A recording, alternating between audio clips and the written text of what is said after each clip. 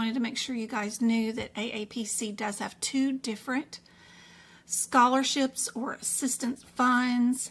The website that you can go to is right here. If you already have an AAPC membership and you've already paid for it, and it's getting close to your first year being over with, and you found that you haven't passed your exam yet and you need new books, or more exam attempts, or you can't pay for your next year's membership, whatever the situation might be, they do have some scholarships that you can apply for here and there, and you can apply for, even if you get in a car wreck and your books are destroyed in the car wreck, your dog eats them, they're flooded, you know, all kinds of things. They have one that is a hardship and then one that is a disaster, like your dog ate your books. So don't think that you're out there alone, but just so you know, there is two different funds that are available on AAPC's website. The other one here is exam accommodations.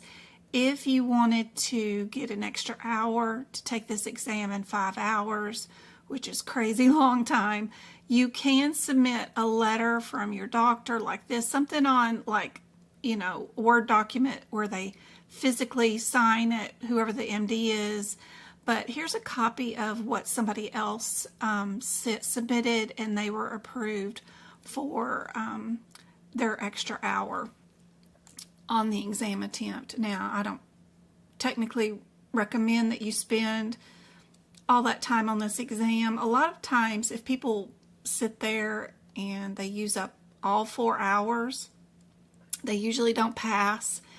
If you're going to pass, you usually pass in like 3 hours and a half, you know, and everybody that finishes in about 3.5 hours usually passes. So just one of those things that I don't know if extra time really makes any difference, but some people do need it.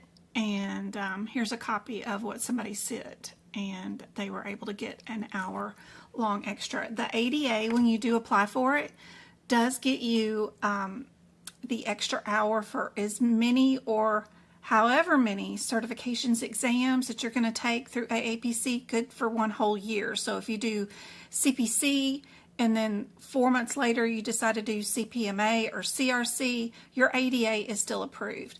Now, just because you have this approval doesn't mean that the exam that you booked is going to allow you to take an extra hour. So you have to prior arrange. If you're going to take the exam remotely from home, you need to verify that they are going to allow you to do the 5 hours. It's not automatic. And also the testing center that you go to, let them know that you have an ADA ahead of time, and make sure that the room or whatever equipment is available for whole 5 hours. Don't assume every time you schedule an exam that they're going to allow you to use your ADAD or whatever. So there's 2 steps involved in all that, just so you know.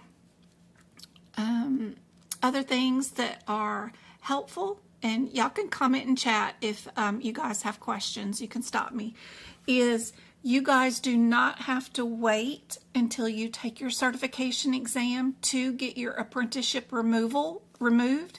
I submitted my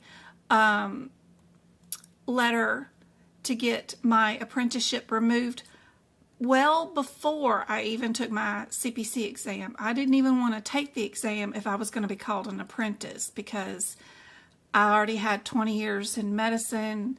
You know, I've delivered babies. You're not going to call me an apprentice. I was just offended by that term. So I went on and submitted my college degree from like back in 1994 when I took some ICD-10 coding, when I just barely got into college, had an associate's degree, and then submitted a letter from a coworker. So I submitted those before and it said, you know, they sent me an email back saying upon passing your exam, you will have a full accreditation.